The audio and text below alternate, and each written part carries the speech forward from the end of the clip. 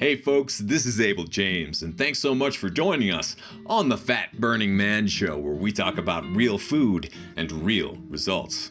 These days, it's fashionable to pop antibiotics like Tic Tacs, and it's almost impossible not to feel pressured into pumping sanitizer onto our hands when we enter or leave any store. But did you know that even the occasional use of antibiotics, hand sanitizers, and other germ killers can wreak havoc on your long-term health? Evidence is mounting that this germophobic clean craze, our obsession with antibiotics, hand sanitizer, and sterile environments, is actually making us sicker. Why? Because our bodies were perfectly designed to have a symbiotic relationship with some bacteria, protozoa, and even viruses. When you wipe all of those bugs away, your immune system can turn on itself, hence the current epidemic of autoimmunity. And if we stop to take a quick look at the chemical ingredients in some of these hand sanitizers, you may notice things like Triclosan, which is an endocrine disruptor and toxic to microbes and can actually cause thyroid issues and a lot of other problems. So, in this special throwback episode that seems more timely than ever, we're here with Dr. Robynne Chutkan, a leading expert in the world of gut health and one of the most recognizable gastroenterologists working in America. She has a BS from Yale and an MD from Columbia and is the best-selling author of multiple books including Gut Bliss, The Microbiome Solution, and The Bloat Cure. On today's Throwback with Dr. Chutkan, you're going to learn the value of getting dirty, why you should reconsider using hand sanitizer, how to rewild your microbiome, and much more. Let's go hang out with Dr. Robynne Chutkan. All right, folks, today we're here with Dr. Robynne Chutkan, who's one of the most recognizable gastroenterologists working in America today. Dr. Chutkan has a BS from Yale and an MD from Columbia, a smarty pants, and teaches in the gastroenterology department at Georgetown University Hospital. An avid snowboarder, marathon runner, and vinyasa yoga practitioner, she is dedicated to helping her patients live not just longer, but better lives by rewilding the microbiome. How's it going, Doc? It's going great. I think I need to point out I'm a slow marathoner. I haven't hit my sub-4 yet, so full disclosure. Well, I don't think anyone who runs marathons is a slouch, having run a few myself. So obviously you're one of those crazy type A personalities who goes on a lot of adventures over the course of your life. And I really loved your book because you're so open about not only the things that you've discovered that you think can help people, but the things that you've done wrong along the way. So why don't we start with one of the biggest mistakes that people make today, which is being germophobes, right? And kind of buying into this we're separate from nature concept. Give us just a general overview of what you do as it relates to rewilding. So there's no question that this idea of cleanliness being equated with good health has really we've gone overboard with it. And, you walk into the hospital, everything is antiseptic, it's super clean. There's certainly situations where that's helpful. If, you're doing abdominal surgery on someone, it's a good idea to keep the room clean.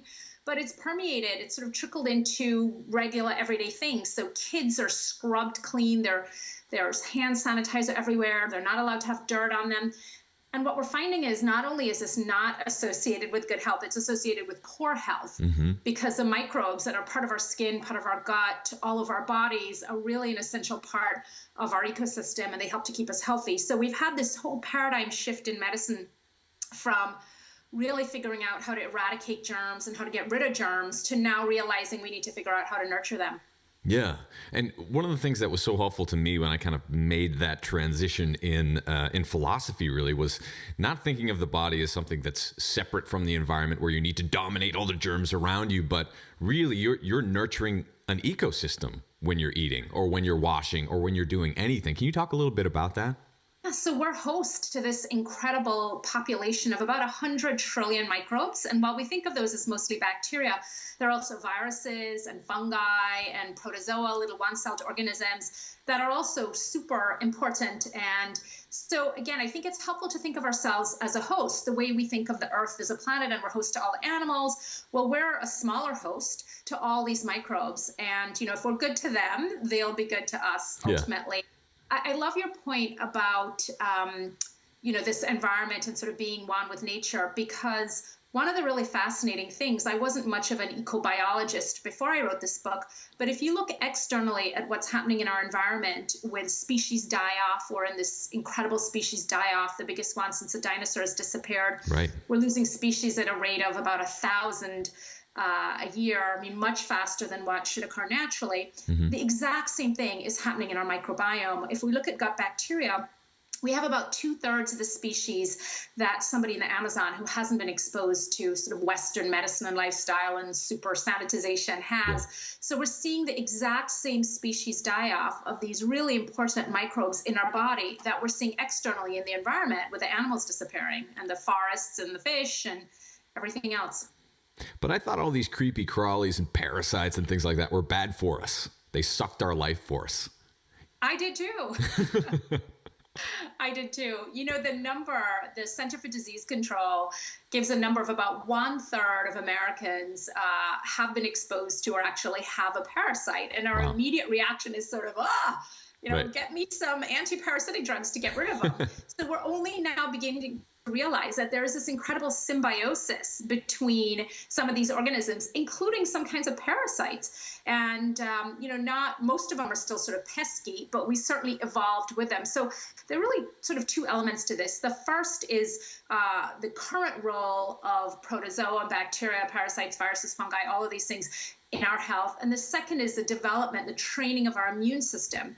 So it's vitally important that we're exposed to some of these organisms, the good, the bad, and the ugly, so that our immune system learns how to distinguish between friend and foe, learns to say, okay, this is just a sort of common cold virus, no big deal. Whoa, here comes polio. This is a really big deal. Need to make lots of antibodies. And this distinction between friend and foe, this training, happens really early on. It happens shortly after birth.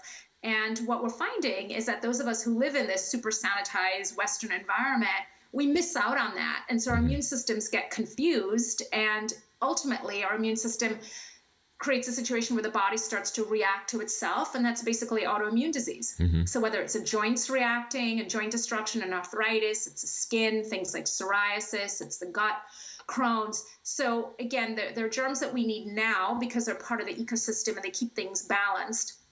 And so, for example, the balance between staph and Propionibacterium acnes on the skin, and if that balance is disrupted, you can get acne, you can get eczema, but also the training of the immune system throughout our life, really starting right after birth. Yeah, I think that's so fascinating. One of the other things that really resonated with me as I read your book was your description of the way that you were raised compared to the world that your daughter was raised in, where we're so trigger happy against killing everything, it seems, right? But particularly with antibiotics. So can you talk about what your father did when you tended to get sick as a child compared to what happens typically today? So fortunately, my dad is on a plane flying back from Hawaii, and there's no chance that he's watching this. So it might be a little upset. My dad's an orthopedic surgeon, now retired at 80.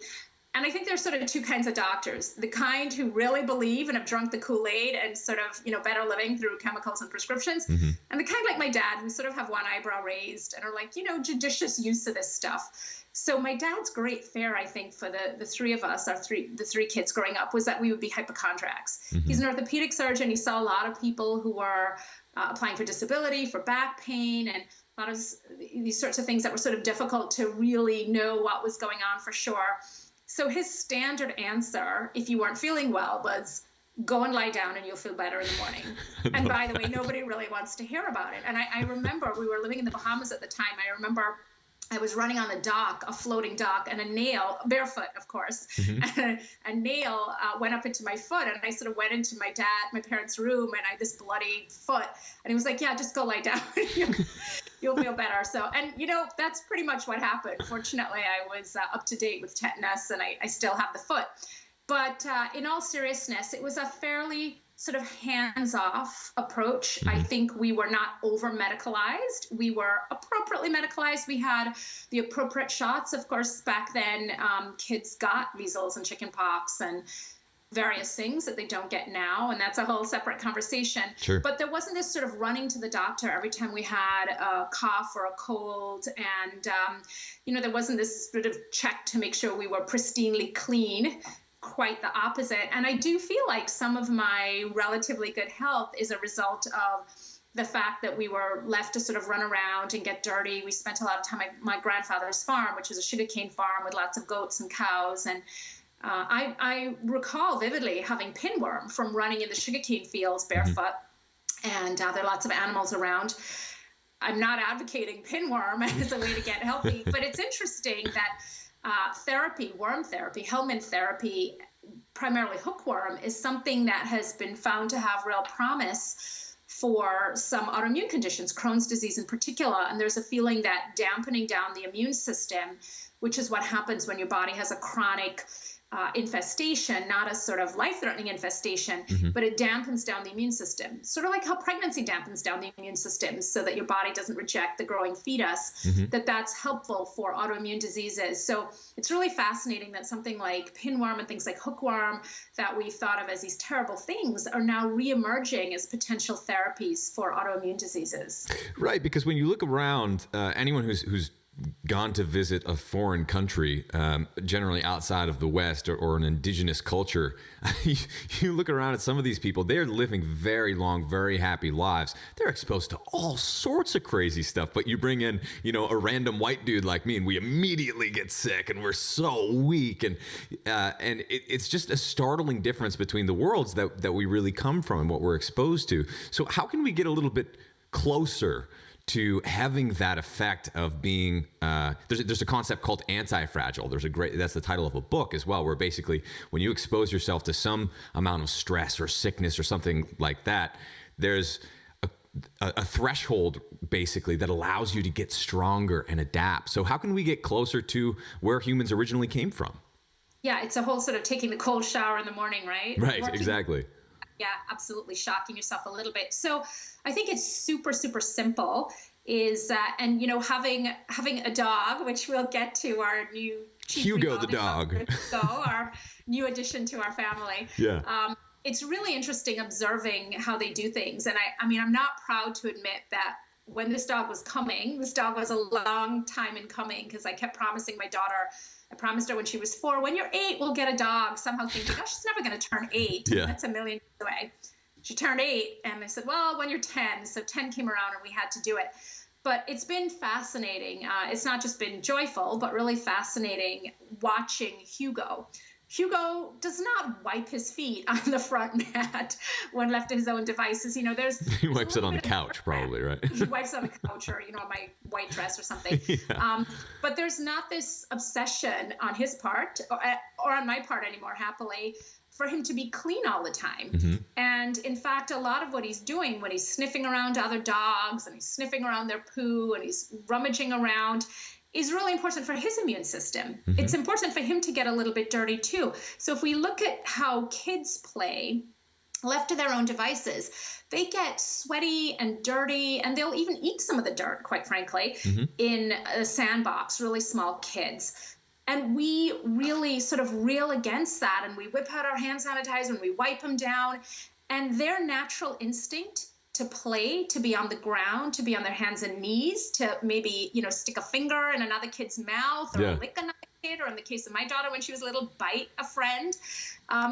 That is, you see how close that is really to the animal kingdom. And at the end of the day, we're animals. I'm not advocating that we get back to the cave and we get on all fours, but we have come so far. We have traveled really way too far from our roots. And some of these behaviors, these sort of scrubbing everything away, aren't just sort of net neutral. They're downright harmful. So I think really all you have to do is sort of go outside, look at toddlers playing, look at some dogs running around to sort of start to get a sense of ideally how we can start to rewild ourselves. What about hand sanitizer? That's something that some people just absolutely swear by. I've never really liked it. It felt strange to me, but can you explain? I love how you just rip on it in your book. Can you talk about that a little? Oh, absolutely. So, the problem with hand sanitizer is if you are a user of hand sanitizer, you have believed the false assumption that most diseases are caused by basic germs that you come into contact with in the environment. And that's just false. So that, if you believe that, then you believe that eradicating all these germs is good. And really, one of the really important things is that if you, for example, know somebody who never gets sick or somebody who always gets sick, there's really not a big difference typically between the germs that they're exposed to. There's a big difference with their immune system. And so the idea is not to eradicate all these germs and to hide from the germs and to scrub them away. The idea is to have a healthy immune system so that when your body encounters these germs, it's able to fight them. And again, most of the germs, if you will, that a kid is encountering at recess on the playground, there's not Ebola on the playground. Right. There's not life-threatening stuff. So the problem with the hand sanitizers is that a lot of them contain an ingredient called Triclosan. They contain lots of objectionable ingredients, but Triclosan is particularly problematic. It's what's called an endocrine disruptor, so it can cause thyroid problems, other problems, but it's also really toxic to microbes. And the testing has found that the vast majority of Americans, because it's in household cleaning products, sanitizers, it's in building materials, because the vast majority of Americans have detectable levels of triclosan in their bloodstream. Right. It is, when we look at the microbiome and the threats to the microbiome, it's definitely one of the big ones. And when you just sort of do the cost benefit analysis of your child eating a snack with some dirt on their fingers and a little bit of dirt getting into their mouth versus triclosan getting into their mouth, which is what's happening over and over and over again, it's a very, very clear pathway to sort of get rid of the hand sanitizer. Yeah. Now, that doesn't mean, if you're visiting with somebody sick or it's flu season, you're around a lot of sick folks, it's absolutely a great idea to wash your hands with some soap and water, warm water, regular soap, regular warm water. But this idea of, ingesting all these chemicals, really bad idea. Yeah. And the amount of these chemicals that we're exposed to today can be very problematic to the microbiome specifically, which we don't necessarily understand that well yet. It seems like we were fighting it off for decades, right? And now we're kind of realizing that, maybe we took that a little bit too far. Now we have to repopulate our bacteria and microbiome with the good guys and even some of the bad guys that look bad but actually appear to be good. So why don't we talk about next the concept of feeding the ecosystem, because there are certain things you mentioned in your book, HMOs, the different kind of HMOs, when mothers are nursing babies, that actually cannot be digested by the human body itself, but actually feeds bacteria. Let's talk about how we actually feed the bacteria in and on our bodies. So the HMOs are really fascinating, and again, speak to this idea of nature being so important, because there are no HMOs in canned baby formula. There are lots of HMOs in breast milk, and we're referring to human monoligosaccharides that are one of the main constituents in breast milk that the baby actually can't digest because they're there to feed the baby's bacteria, the bifido species and so on. So it's just a great example of how beautifully thought out and sort of how just well functioning, if you don't interrupt it and mess it up, how supremely well all of this functions. So, we thought for a long time that the fetus was sterile, but now there are more reports that the microbiome really starts to develop in utero, that there are probably a couple microbial cells that get in. And there was just an article where scientists showed that there are actually some viruses present in newborns, and everybody's sort of like, how did they get there? And of course, everybody wants to sort of get out the Lysol because we think of viruses as bad, but it will be really interesting to see. This is hot off the press just a couple of weeks ago. It'll be really interesting to see whether some of these viruses are actually protective. Yeah. And we sort of, have to reevaluate the viruses too. I wouldn't be surprised. But the first and probably most crucial aspect of the development of our own microbiome comes with birth, as we pass through the birth canal, through the vaginal canal. And that's when we swallow a mouthful of microbes and our microbiome begins. And it's no accident that the baby kind of turns posteriorly to face the mother's rectum, typically as a baby comes out through the birth canal, because, the rectum is where there are a lot of microbes available for swallowing. Sure. So that simple act, and, I went to a really great medical school, received excellent training. I never heard this before until maybe about a decade ago. And I was fascinated. I was like, what? Passing through the vagina is like this super crucial thing. Yeah. And when you think about it, that's sort of why we don't have a zipper across our abdomen. There's a reason that there is a vaginal canal and an exit out into the world. So, this one simple thing of the vaginal birth Now, Marty Blazer, who wrote a terrific book called Missing Microbes, which you should read after my book, The Microbiome Solution. But Marty Blazer is a very eminent physician. He is head of infectious diseases at NYU. And his wife, Dr. Domingo Velez, has done some amazing research. One particular study, I think this is primarily in South and Central America, is looking at the rising rates of C-sections there, which seems to be as much a problem there as it is here. Mm-hmm. And of course, it's a huge problem for the microbiome, because when you are born via C-section, you don't get the benefit of those important vaginal microbes. So she recommends taking just a simple gauze pad, swabbing it in the vaginal juices, and then wiping the baby down with it as a way to sort of, populate the baby's microbiome. Sure. The thing I love about it is it's so simple. You could even take the baby and put the baby between the mother's legs, sort of, right there at the entrance to the vagina. But swabbing the baby down is such a great idea. And instead, what do? We sanitize a baby. Right. If you go to most hospitals, they whip the baby out after a C-section and they immediately start wiping the baby down and wiping off what little microbes might be there. So again, it's this confusion. I think it really is confusion about what's healthy and what are the, what modern medicine can provide, and really losing touch with nature and why we've evolved for things to happen that way. When women tell me they're having a scheduled C-section for some convenient reason, right. And a lot of the patients I see have autoimmune diseases, and I tell them that this is a really big mistake, and I tell them the statistics of the significant increased risk for obesity and autoimmune disease, asthma, allergies. People look at me death like I'm even, right? Yeah, they can't believe it. They're like, what? Because we think of a C-section as a sort of modern medical thing, and we have this very positive association with it. And certainly in some cases it can be life-saving for the baby or the mother. Mm-hmm. But the fact that 1 in 3, 1 in 4, somewhere around there, births are now done via C-section in the US, the vast majority of those are certainly not necessary because of medical reasons. Right. And pumped full of drugs. When you describe having your daughter, kind of getting the other end of the medical system that we live in today. Can you just talk about that emotionally, kind of what you went through?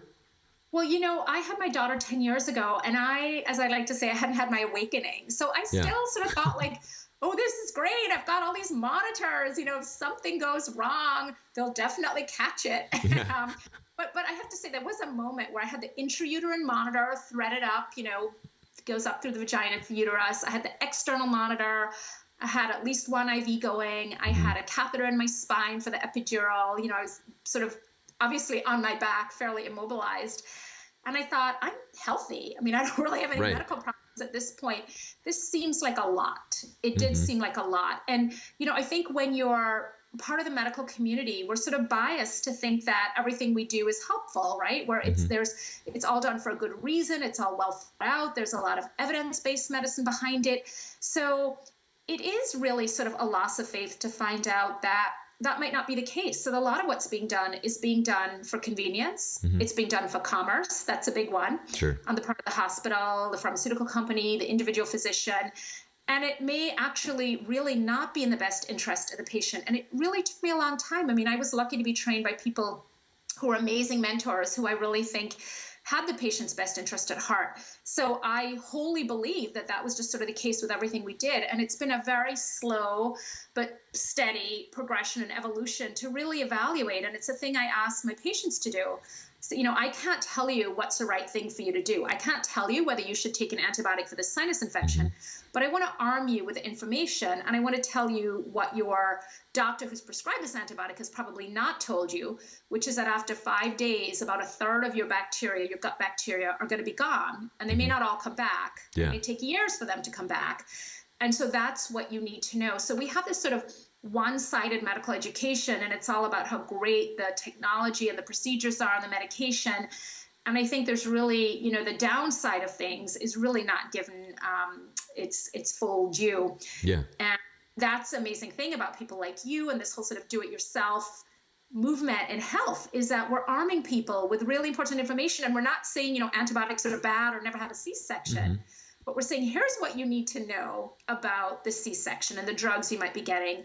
And here are the short-term, the medium-term, and quite frankly, the long-term effects on your health and your baby's health that probably have never been brought to your attention before. So it's really an honor for me to be able to do that for people. Yeah, and I love it. And I kind of liken it to if you come in without information to the hospital, for example, or when something goes wrong, it's like you're going to the mechanic knowing nothing about your car except you're the car, right? So it goes downhill fast. But why do some people, we talked before the interview about how some people kind of like shuffle their feet and slog along toward the more natural side of things. Why is there this resistance in coming over to the dark side, as it were? Well, I think that there is this great divide, and I, again, was trained at very conventional places. I was at Columbia for medical school and residency. I was at Mount Sinai for my GI fellowship. I've been on the faculty at Georgetown since 1997. These are all terrific institutions, and I continue to hold them in high regard. But part of the problem is when you say to a doctor, the antibiotics that you've been prescribing are not just for the most part unnecessary, but they're creating real disease. You know, you're swapping the common cold, which isn't cured by an antibiotic anyway, and you're creating Crohn's and eczema and psoriasis and MS. You feel like the villain. As a physician, you know, a big part of our Hippocratic oath is primum non nocere, above all, do no harm. Right. So now we're being sort of presented with evidence from people who are saying that we're villains and, you know, what we're doing is bad and it's evil. And so it's very difficult for physicians to acknowledge that what they're doing, you know, the very foundation of their medical education could be wrong, or it could be a little shaky in places. It's much easier for the average member of the public, the average layperson, to say, you know, that makes sense. If what you're telling me is that all these microbes, most of them play a really important role, and so if we remove them, now things are out of balance, I can see how that could be a problem, because they don't really have a horse in the race. You know, they weren't sort of raised with this indoctrination that these drugs are great and they're life-saving. So they're, you know, they can accept it. And it comes up over and over again because the people who have the hardest time convincing are my physician colleagues. Yeah. And I know this because I was one of them. I was one of them 10 years ago, where when patients would come in saying, I've healed my colitis with diet by, you know, removing all the junk food in my diet and eating more plants, I would sort of roll my eyes and go, really? How did you do that? I was completely skeptical because the whole basis of my medical education was that you heal colitis with a drug that we prescribe. And so, you know, it took lots of these patients to really open my eyes, and I'm so grateful to all of them. And to see that there's a huge role for dietary and lifestyle therapy. Now, there's also a role for the prescription therapy, because not everybody responds. Most people do, but some people don't. And part of the problem too is that we're in this either or situation, and I choose both. Yeah. I choose both. Well, like your dad with the raised eyebrow, right?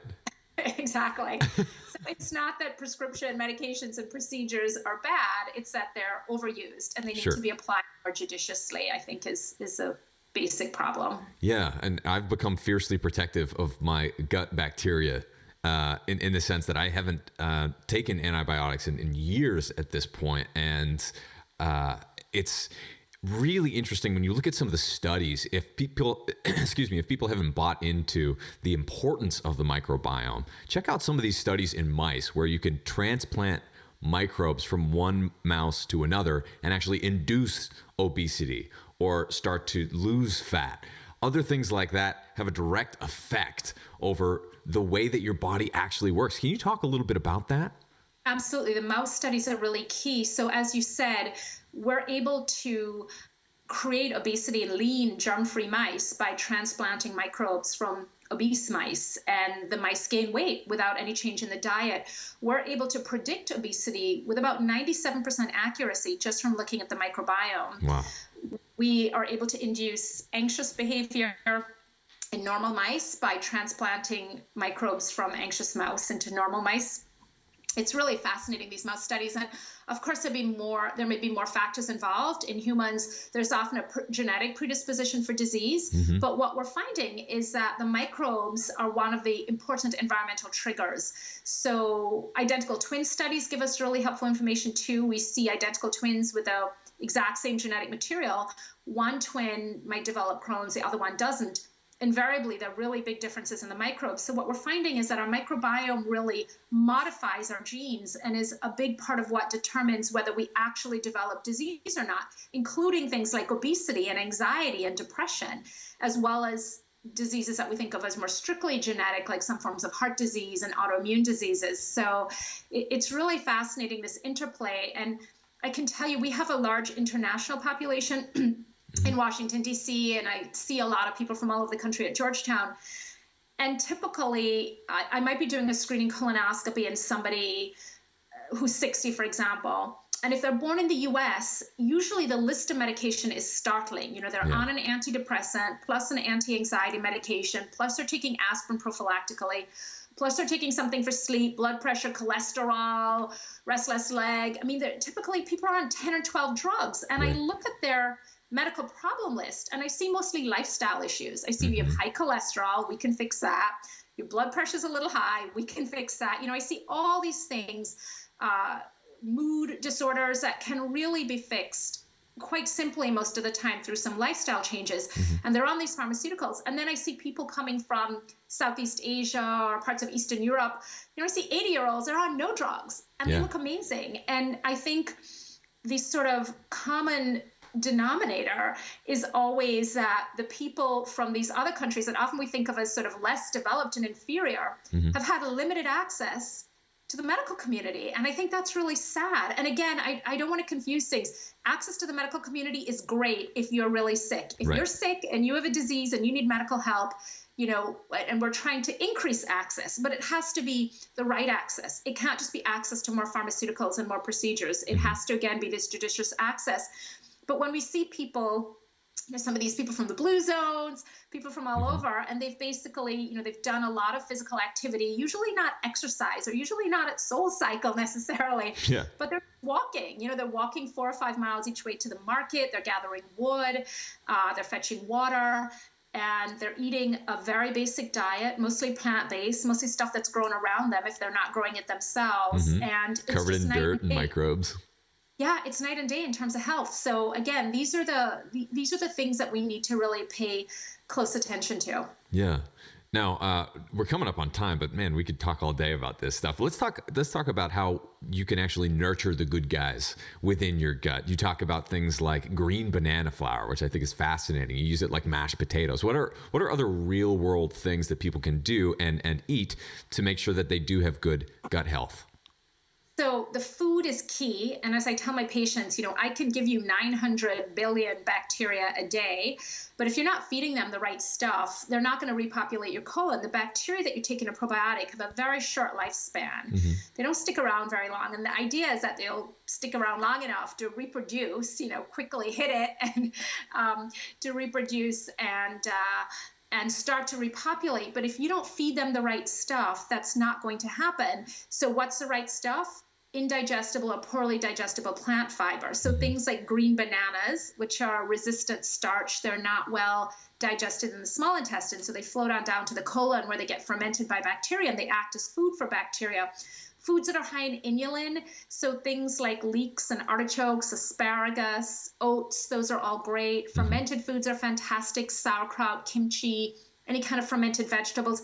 When you ferment a vegetable, when you take cabbage and you chop it up and you rub a little salt in it and put some water in it, cover it in a mason jar, what happens is that bacteria start to grow on it, lactobacillus. And so when you eat that cabbage later, not only are you getting the fiber from the cabbage that is going to feed your good bacteria, but you're actually getting all this extra lactobacillus bacteria that have grown in the fermentation process. So that's sort of the ultimate twofer for feeding your microbes. Yeah. And then there's the more, the hottest trend these days, the stool transplant. Can you talk about that a little bit? Yeah. So FMT is the official name, fecal microbiota transplant. And once you get over the yuck factor, you know, it makes perfect sense. If you think of stool as a super probiotic, so stool is somewhere around 70 to 80% bacteria, a lot of them dead. But that's where the majority of the bugs are. The majority of bugs are in our gut and they come out in stool. So, you know, we still don't know everything that's in stool. So when we create a probiotic, we can sort of look at the stool and say, well, there's lactobacillus and that's helpful for this. And there's bifidobacteria and that's helpful for that. And there's streptococcus and that's good. And so we can take those strains and sort of amplify them and grow them and put them in a probiotic. But there's a whole bunch of other stuff in stool that is as yet unidentified and we don't know that we think is beneficial. So when we transplant the stool, we're transplanting the whole kit and caboodle. We're transplanting all the potentially beneficial microbes. The problem is we're also potentially transplanting some harmful microbes and viruses. So the testing, there are a couple things about stool transplant. Number one, this isn't the sort of thing to do because you think that you have an obese microbiome and you want to lose some weight or you're a little bloated. You really need to be doing this because you have a serious, probably autoimmune illness, and there's enough data out there, there are enough studies showing that this has been beneficial. And because again, the risk of transplanting something that you don't want to have is real. Yeah. And the other thing is your transplant is only as good as a donor it's coming from. So you don't want to get stool from your boyfriend or girlfriend, husband, wife, mother, father, if they've been, hanging out at the fast food restaurant every day and been taking a lot of antibiotics and sort of living that Western super sanitized lifestyle. Yeah. So you want to make sure you're getting some high octane stool. I always say preferably foreign born. I was trying not to laugh, and then you said high octane stool.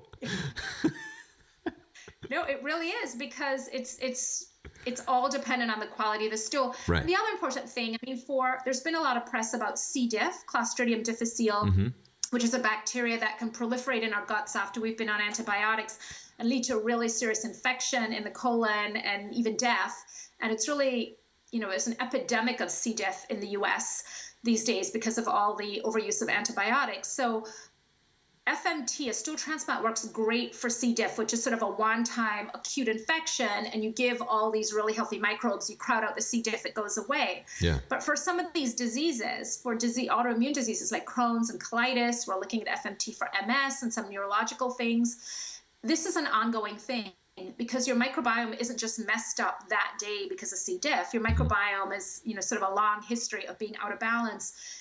And so what we've seen is that these patients really need to do it on a more regular basis. And that, that's a real commitment to doing it. What I'm thinking we're going to be seeing in the relatively near future is the ability to take someone's stool, take your own stool, analyze it, pull out the best microbes, and then amplify them outside of your body, and then give you back your own stool, but better. High octane stool.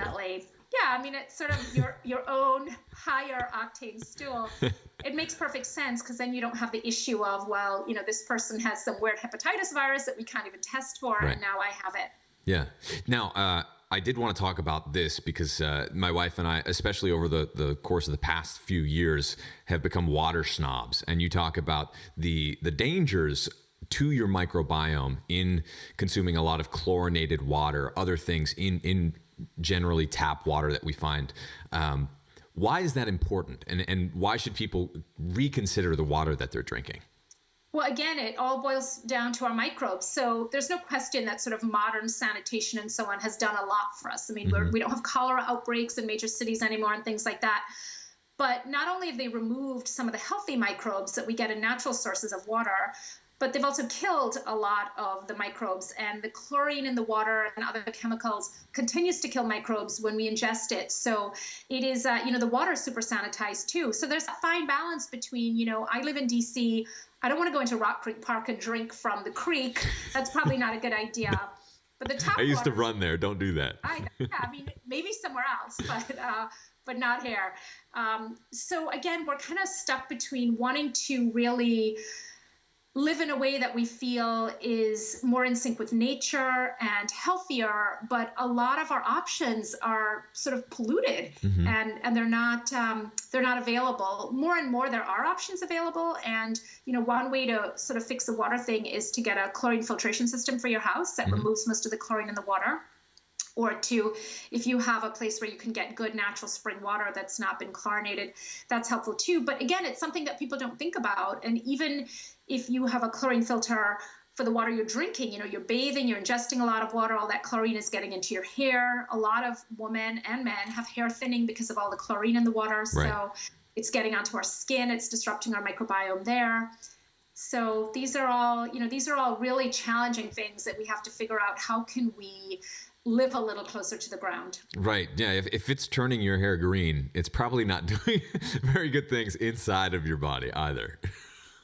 And getting one of those water filters for your tap or even your shower is one of the biggest bang for your buck things you can do to improve your health. I know that we feel now we feel if we go to someone else's house or we're traveling or whatever, and we don't have access to really good water that's pure, we can feel it. It only takes a few hours. You're like, I feel lethargic. My stomach's a little upset. Your body, when it's treated really well, starts to be very conscious, I want to say, of the things that you're putting in it. So I think that's such a great point that you raise in your book. Now, before we go, please tell people a little bit about your book, where they can find you, and what you're working on.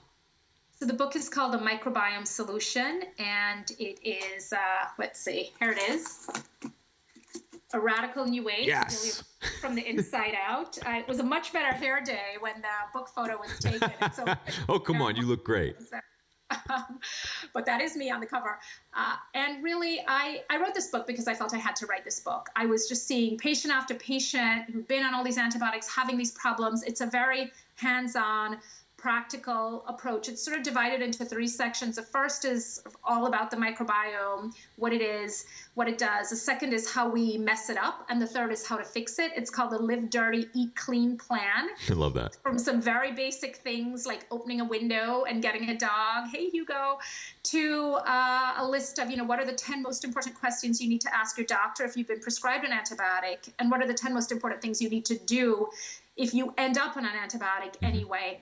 So there's some really practical advice there. It's available wherever books are sold, Amazon, Barnes & Noble, Books A Million, on my website, which is gutbliss.com, GUTBLISS.com. We're also hosting a series of patient education events. It's called the Microbiome Solution Workshop.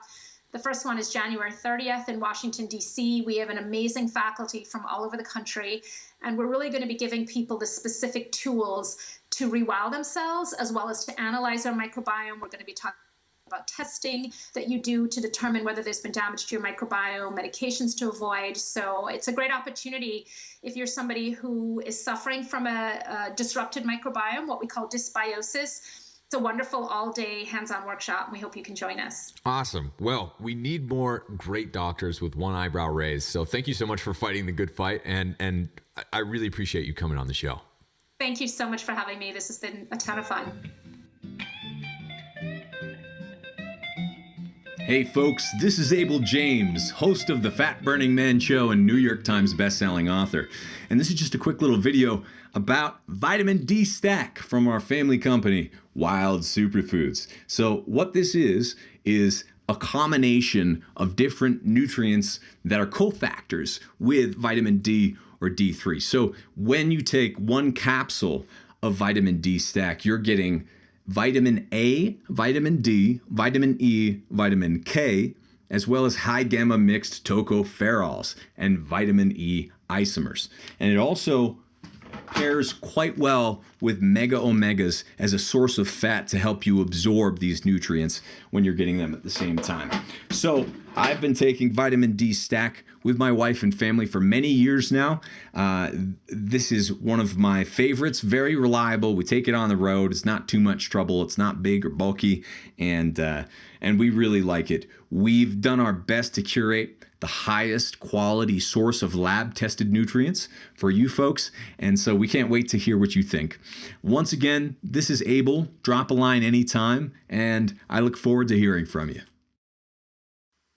Well, hey there, listener. This is Abel one more time, and I just want to say thank you for listening to this episode of the Fat Burning Man Show.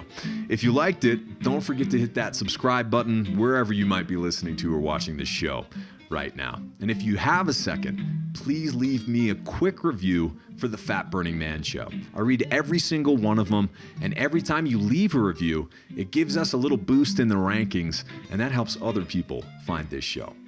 And if you can think of someone else who might enjoy and benefit from this free show, please take a second to share it with a friend or a family member. And if they're like, what is this Fat Burning Man thing? That's a really silly name. You could be like, you're right, but here's the deal.